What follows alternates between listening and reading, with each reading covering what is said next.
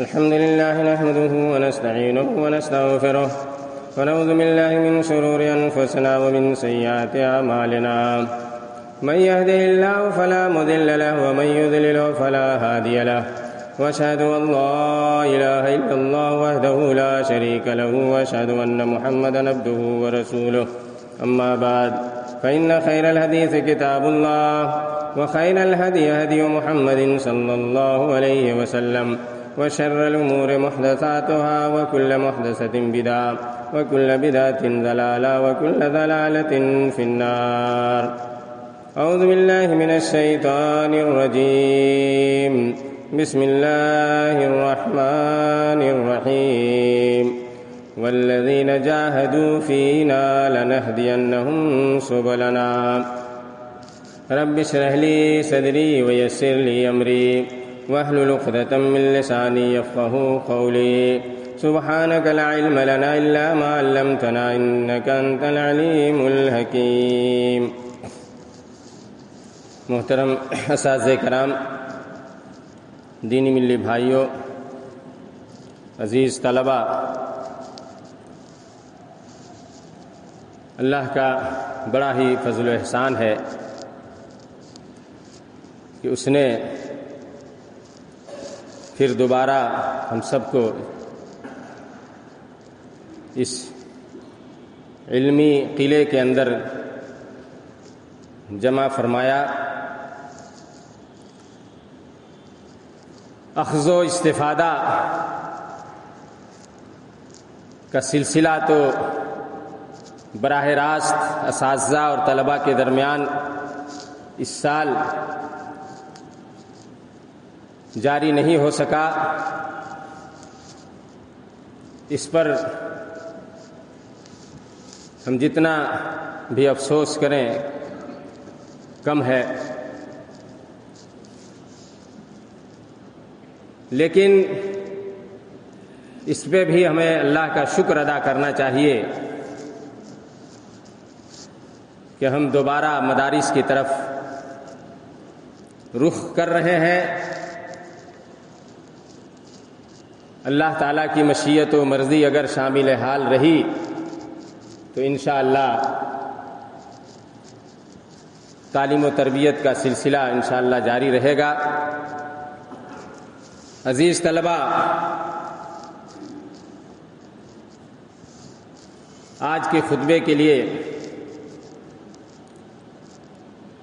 میں نے جو موضوع منتخب کیا ہے وہ کوئی خاص مرکز موضوع نہیں ہے. چند حدیثیں اور چند آیتیں میں آپ کے سامنے پڑھوں گا اور انہی کا ترجمہ اور تشریح کروں گا.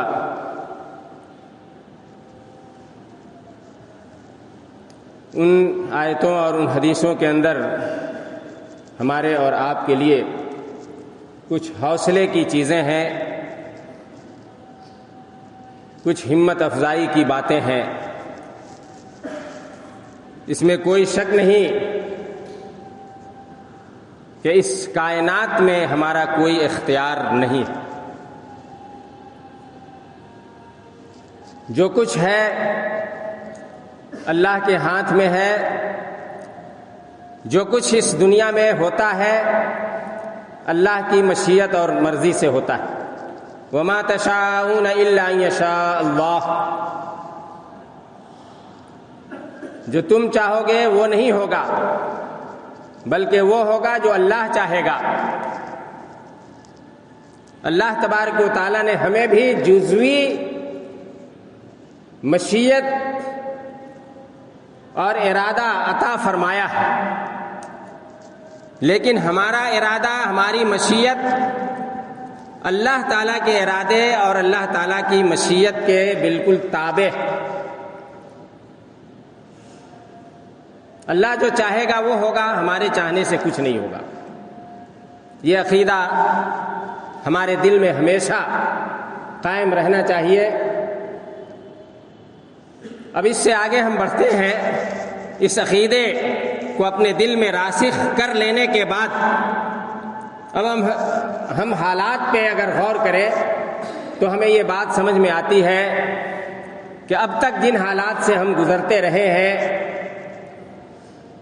اس کے پیچھے حقیقت کیا ہے اس کا بھی علم اللہ کے سامنے ہے، اللہ کے پاس ہے، لیکن ہم اتنا جانتے ہیں کہ اس میں اللہ کی مشیت و مرضی شامل حال ہے۔ انہی حالات کی نظر ہماری تعلیم ہو گئی۔ ہم مدارس میں بیٹھ کر کے اساتذہ کے سامنے اخذ و استفادہ نہیں کر سکے، مدارس کی لائبریریوں سے ہم نے استفادہ نہیں کیا، اساتذہ سے جو ڈائریکٹ آمنے سامنے مواجہہ ہوتا تھا، مشافہہ ہوتا تھا، سوال اور جواب کا سلسلہ جاری رہتا تھا، کوئی بھی بات کسی استاذ کی کسی طالب کے دل میں کھٹکے کچھ سمجھ میں نہ آئے، فوراً آپ سوال کرتے تھے اور آپ کو تشفی بخش اور مشفقانہ جواب مل جاتا تھا۔ یہ ساری چیزیں اس سال نہیں ہو سکیں۔ حالات عجیب سے عجیب ہوتے گئے اور پورے 1 سال کے بعد آج ہم اس مسجد میں اتنی بڑی تعداد میں نظر آ رہے ہیں۔ ہمیں سجدہ ریز ہونا چاہیے اللہ کے سامنے، سجدہ شکر ادا کرنا چاہیے کہ یہ موقع پھر ملا ہمیں، اور یہ دعا کرنا چاہیے کہ اللہ تبارک و تعالیٰ اس سلسلے کو کبھی نہ توڑنا۔ یہ سلسلہ ٹوٹ گیا تو ہندوستان ہی سے نہیں بلکہ پوری دنیا سے اسلام مٹ جائے گا۔ یہ تعلیم و تربیت کا سلسلہ ہی ہے کہ جس کی وجہ سے آپ صحیح عقیدہ رکھتے ہیں، آپ کے پاس صحیح منہج ہے، صحیح طریقہ ہے، قرآن و حدیث کی تعلیمات سے آپ کا دل اور دماغ منور ہے، معاشرہ اور سماج آج قال اللہ اور قال رسول کی صدائے دل نواز سن رہا ہے۔ الہا اس سلسلے کو مت توڑنا۔ طلبہ، آپ دین کی تعلیم کے لیے نکلے ہیں، آپ اس جامعہ میں اس لیے آئے کہ اس جامعہ سے آپ کا دلی تعلق وابستہ ہے۔ یہ ہماری تعلیم گاہ ہے، ہماری تربیت گاہ ہے،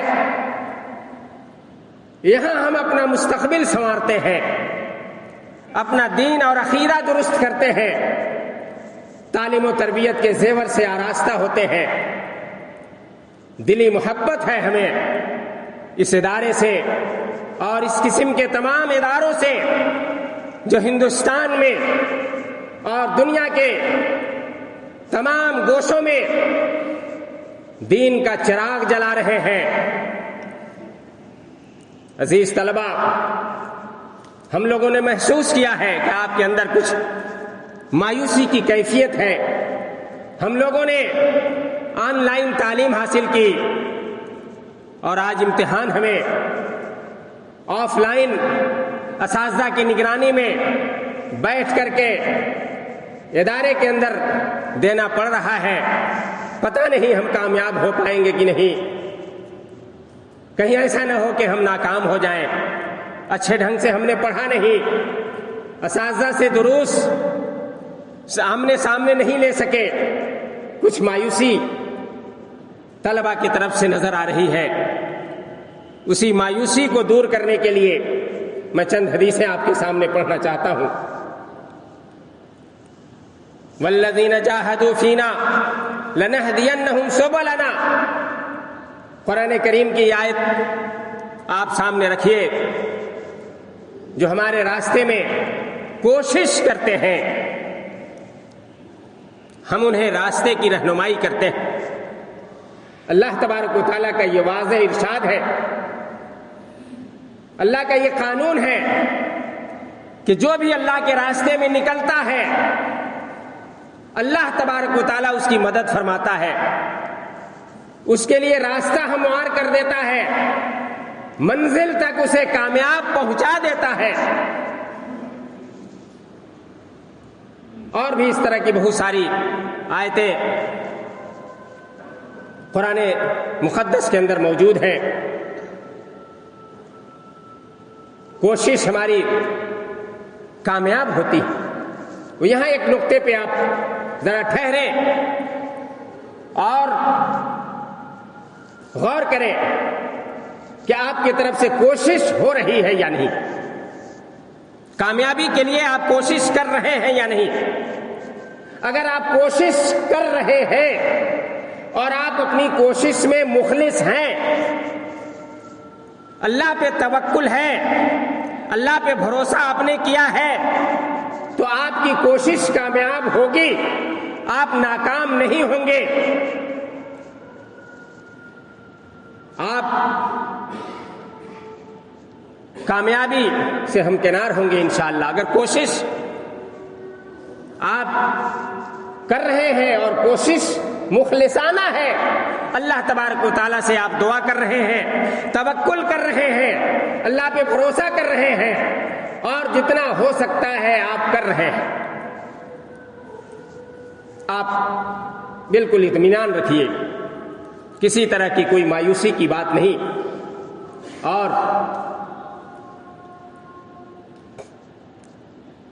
وہ حدیث ولی، من عاد لی ولیا فقد آذنتہ بالحرب، جو میرے ولی سے مخالفت کرے گا، میرے ولی کی مخالفت کرے گا. ولی سے مراد العالم باللہ، المواظب علی طاعتہ، المخلص فی عبادتہ. یہ ولی کی تعریف، جو اللہ کے حقوق کو پہچانتا ہو، عارف باللہ ہے، اللہ کو پہچانتا ہے، اللہ کے حقوق کو جانتا ہے، اللہ کی طاعت پہ مواظبت کرنے والا ہے، اور اللہ کی عبادت میں مخلص ہے، وہ ولی ہے. اس تعریف کے زمرے میں آپ بدرجہ اولا داخل ہو رہے ہیں. من سلک طریقا یلتمس فیہ علما سہل اللہ لہ بہ طریقا الی الجنہ.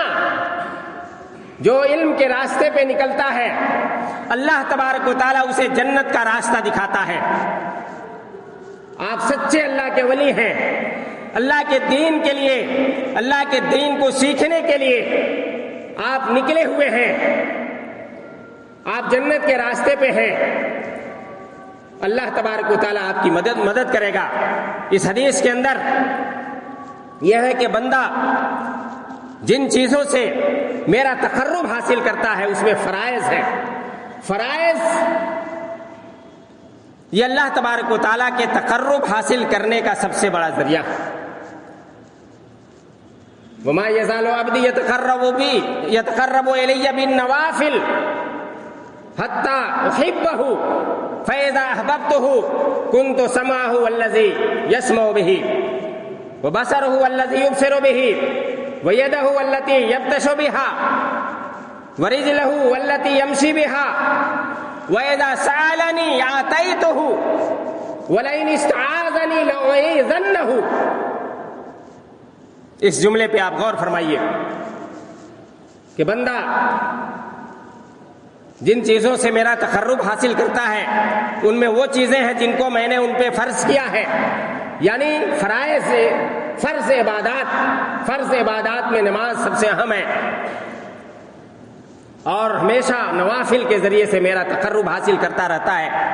یہاں تک کہ میں اس کی آنکھ، اس کا کان بن جاتا ہوں جس سے وہ سنتا ہے، اس کی آنکھ بن جاتا ہوں جس سے وہ دیکھتا ہے، اس کا ہاتھ بن جاتا ہوں جس سے وہ پکڑتا ہے، اور اس کا پیر بن جاتا ہوں جس سے وہ چلتا ہے.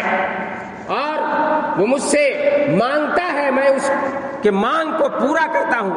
وہ مجھ سے سوال کرتا ہے، میں اسے دیتا ہوں.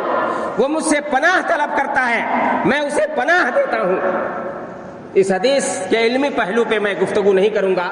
اس حدیث کا صحیح معنی اور مفہوم آپ جانتے ہیں، آپ کو کلاس میں پڑھایا گیا ہے. بعض اہل تصوف نے اس سے غلط معنی لینے کی کوشش کی ہے. اللہ تبارک و تعالیٰ، صحیح مفہوم یہی ہے کہ اللہ تعالیٰ ہمارا معاون اور مددگار بن جاتا ہے۔ ہمارا ہاتھ اللہ کی مرضی کے خلاف نہیں اٹھتا ہے، ہم اللہ کی مرضی کے خلاف اپنی آنکھ سے نہیں دیکھتے ہیں کوئی چیز، اپنے کان سے اللہ کی مرضی کے خلاف کچھ نہیں سنتے ہیں۔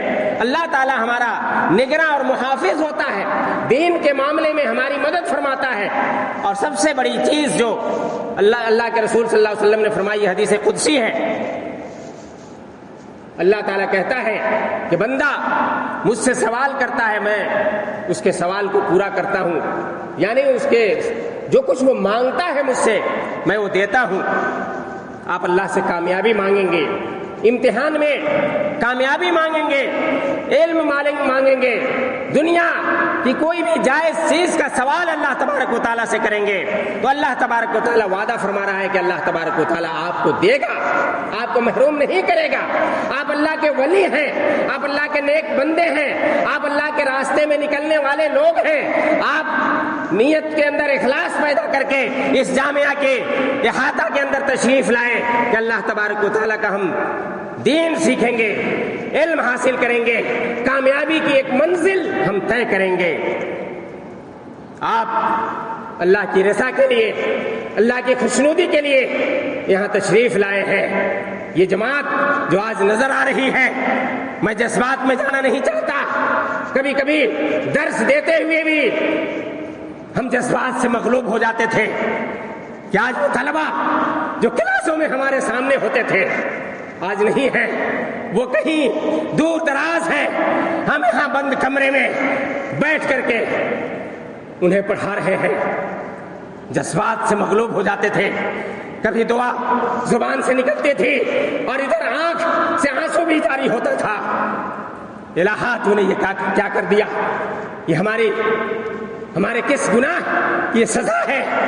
ہم دعا کرتے رہتے تھے، شاید دیر ہی صحیح لیکن ہماری دعا قبول ہوگی، دعائیں سنی جائیں گی۔ اللہ تبارک و تعالیٰ نے ہم سے وعدہ فرمایا ہے، اگر تم ہم سے پناہ طلب کرو گے میں تمہیں اپنی پناہ میں لے لوں گا۔ اللہ کی پناہ میں اگر کوئی آ جائے کوئی اس کا کچھ بگاڑ نہیں سکتا۔ عزیز طلبہ، آپ اپنی کامیابی کے لیے اللہ سے دعا کیجیے۔ آئیے میں ایک اور حدیث پڑھتا ہوں۔ اللہ کے رسول صلی اللہ علیہ وسلم نے فرمایا، احفظ اللہ یحفظک، احفظ اللہ تجدہ تجاہک، وَإِذَا سَأَلْتَ فَاسْأَلِ اللَّهَ وَإِذَا اسْتَعَنْتَ فَاسْتَعِنْ بِاللَّهِ۔ تم اللہ کے حقوق کی حفاظت کرو، اللہ تعالیٰ تمہاری حفاظت فرمائے گا۔ تم اللہ کے حقوق کی حفاظت کرو، اللہ تعالیٰ کو تم اپنے سامنے مددگار پاؤ گے۔ بڑی جامع بات ہے، یہ جامع کلمہ ہے، تم اللہ کے حقوق کی حفاظت کرو۔ آپ حدیث پڑھنے والے لوگ ہیں، آپ جانتے ہیں اس کا معنی کیا ہے، اس کا مفہوم کیا ہے۔ اللہ کے حقوق کی حفاظت کرنے کا مطلب یہ ہے کہ ہم اللہ تبارک و تعالیٰ کی عبادت میں لگے رہیں۔ اللہ تعالیٰ نے جن چیزوں کو ہمارے اوپر واجب قرار دیا ہے ان چیزوں کو واجب سمجھ کر کے ان کو انجام دیں، ان کو بجا لائیں۔ الامتثال بامر اللہ والاجتناب عما نہی عنہ۔ اور جن چیزوں سے ہمیں باز رہنے کا حکم دیا ہے، جن چیزوں سے رک جانے کا حکم دیا ہے، ہم ان چیزوں سے رک جائیں، ان چیزوں کو نہ کریں۔ یہی اللہ کے حقوق کی حفاظت کرنا ہے۔ ہمارے اوپر نماز فرض ہے، آپ عہد کریں کہ نماز آپ کی کبھی نہیں چھوٹے، اور نماز جماعت کے ساتھ فرض ہے، جماعت کے ساتھ آپ نماز پڑھنے کا اہتمام کریں، نوافل کا بھی اہتمام کریں، سنتوں کا اہتمام کریں، اللہ کے سامنے روئیں، گڑ گڑائیں، توبہ اور استغفار کریں، اپنی کمی اور کوتاہی کا اعتراف کریں۔ مسجدوں سے ہم کچھ دنوں کے لیے روک دیے گئے تھے، وہ عجیب منظر تھا۔ پہلے ہم اپنی مرضی سے مسجد نہیں آتے تھے، سوئے ہوئے ہیں، دل نہیں کر رہا ہے کہ اٹھیں اور مسجد چلیں، نماز پڑھیں، بیٹھے ہوئے فاسٹنگ کر رہے ہیں، نماز پڑھنے آنے کی توفیق نہیں ہوتی تھی۔ پھر فورسلی طاقت کے زور پہ ہمیں روکا گیا کہ تمہیں مسجد نہیں جانا ہے۔ یہ چیز ہمارے سامنے آئی تھی۔ میرے بھائیوں، اب آپ وہ دن نہ دہرائیں کہ مسجد آپ اپنی مرضی سے نہ آئیں. جب بھی اذان ہو حی علی الصلاۃ اور حی علی الفلاح کی آواز آپ کے کانوں سے ٹکرائے، آپ دنیا کی ساری چیزوں کو چھوڑ دیجئے، نظر انداز کر دیجئے. آپ کتاب لیے ہوئے ہیں، کتاب کو چھوڑ دیجئے، بند کر کے طاق میں رکھ دیجئے اور آ جائیے مسجد کی طرف، آ جائیے نماز کی طرف، اللہ کی رضا کی طرف، اصل اور حقیقی کامیابی کی طرف. اللہ تبارک و تعالیٰ یقیناً آپ کی مدد کرے گا. حتیٰ کہ آپ قرآن کی بھی تلاوت کر رہے ہیں تو فوری طور پر آپ اس کو چھوڑ دیجئے، پھر وضو کیجئے اور مسجد آئیے. مسجد میں سنت اور نفل پڑھنے کے بعد اگر پھر وقت بچتا ہے قرآن کی تلاوت بھی آپ کر سکتے ہیں. پھر جماعت کے ساتھ آپ نماز ادا کیجئے اور پھر جا کر کے آپ کتابیں پڑھنے یا دیگر جائز مشغولیات میں لگ جائیے. یہ اسلامی معمول ہے، اسلام کا یہ طریقہ ہے. یہ طریقہ اگر ہم اپنائیں گے تو اللہ تبارک و تعالی ہمیں آزمائش میں ڈال سکتا ہے، لیکن پھر بھی ہمیں سرخرو کرے گا، کامیاب بنائے گا، ناکام نہیں کرے گا. خیبت اور خسران سے ہم دوچار نہیں ہوں گے میرے بھائیوں. اذا سألت فاسأل اللہ، جب تمہیں مانگنا ہے اللہ سے مانگو. وَإِذَا اسْتَعَنْتَ فَاسْتَعِنْ بِاللَّهِ، مدد طلب کرنا ہے تو اللہ تبارک و تعالیٰ سے مدد طلب کرو. اور اس حدیث کا اگلا حصہ جو ہے، جان لو کہ پوری دنیا اگر اکٹھی ہو جائے تم کو فائدہ پہنچانے پہ تو نہیں پہنچا سکتی مگر اتنا ہی جتنا اللہ تبارک و تعالیٰ نے لکھا ہے. اور پوری دنیا اکٹھی ہو جائے تم کو نقصان پہنچانے پہ تو نہیں پہنچا سکتی مگر اتنا ہی جتنا اللہ تبارک و تعالیٰ نے لکھا ہے. رفعت الاقلام وجفت الصحف. میرے بھائیوں، اس طرح کی حدیثیں آپ کے ذہن و دماغ میں ہونا چاہیے. واستعینوا بالصبر والصلاۃ، اللہ تبارک و تعالیٰ نے فرمایا کہ تم صبر اور صلاۃ کے ذریعے سے اللہ کی مدد طلب کرو. آپ مایوس ہیں، ولا تقنطوا من رحمت اللہ، اللہ کی رحمت سے ہمیں کبھی مایوس نہیں ہونا چاہیے. ہم اللہ کے راستے میں نکلے ہیں، آپ کے ذمہ داران آپ کے مخلص ہیں، آپ کے خیر خواہ ہیں، آپ کے اساتذہ آپ کے کامیابی کے متمنی ہیں، آپ کو کامیاب و کامران دیکھنا چاہتے ہیں، دنیا میں پھلتا پھولتا دیکھنا چاہتے ہیں. آپ کسی بدزنی کے شکار مت ہوئیے گا کبھی کہ اساتذہ فیل کر دیں گے، ہم نے پڑھا نہیں ہے. آپ پڑھیے، جو وقت ملا ہے آپ پڑھیے، مطالعہ کیجئے، تیاری کیجئے اور اللہ پر بھروسہ کر کے پورے حوصلے کے ساتھ اور ہمت کے ساتھ آپ امتحان گاہ میں آئیے. کامیابی کے لیے اللہ سے دعا کیجئے. ایک اور حدیث میں آپ کے سامنے پڑھتا ہوں، بس وقت ہو چکا ہے. المؤمن القوی خیر وحب الی اللہ من المؤمن الضعیف وفی کل خیر احرص علی ما ینفعک واستعن باللہ ولا تعجز. ایک مضبوط اور توانا مومن کمزور مومن سے بہتر ہوتا ہے. اللہ تبارک و تعالیٰ نے آپ کو صحت اور جوانی سے نوازا ہے، صحت مند بنایا ہے، بیمار نہیں ہیں آپ محنت کر سکتے ہیں، طاقت استعمال کر کے رات میں جاگ سکتے ہیں، دن میں پڑھ سکتے ہیں، مطالعہ کر سکتے ہیں. اللہ تعالیٰ نے ہماری آنکھوں میں روشنی عطا فرمائی ہے، دماغ صحیح و دماغ ہمیں بنایا ہے، حافظہ عطا فرمایا ہے، وسائل اور سہولیات ہمیں میسر ہیں. طاقت و قوت سے اللہ تبارک و تعالیٰ نے ہمیں نوازا ہے. ایک کمزور مومن سے ہم بہتر ہیں. وفی کل خیر، ہر شخص کے اندر خیر ہے. آپ کے اندر اللہ تعالیٰ نے خیر رکھا ہے. احرص علی ما ینفعک، جو تمہارے لیے مفید ہے تم اس کے حریص بن جاؤ. یہی حرص ہے، علم کی تمنا، علم کے لیے کوشش کرنا، خیر اور بھلائی اکٹھا کرنے کے لیے کوشش کرنا. احرص علی ما ینفعک واستعن باللہ. اس حدیث کا بھی یہ بڑا اہم ٹکڑا ہے کہ تم اللہ سے مدد طلب کرو. واستعن باللہ. آپ اس جملے کو اپنے ذہن و دماغ میں بار بار دہرائیے اور یقیناً اللہ تعالیٰ سے مدد طلب کیجئے، اللہ تبارک و تعالیٰ آپ کی مدد فرمائے گا۔ ولا تعجز، یہ بھی جملہ بڑا غور طلب ہے۔ یہ مت کہو کہ مجھ سے یہ نہیں ہو سکتا، یہ بڑا مشکل کام ہے۔ عاجزی کا اظہار مت کرو، اپنے آپ کو عاجز اور درماندہ تصور مت کرو،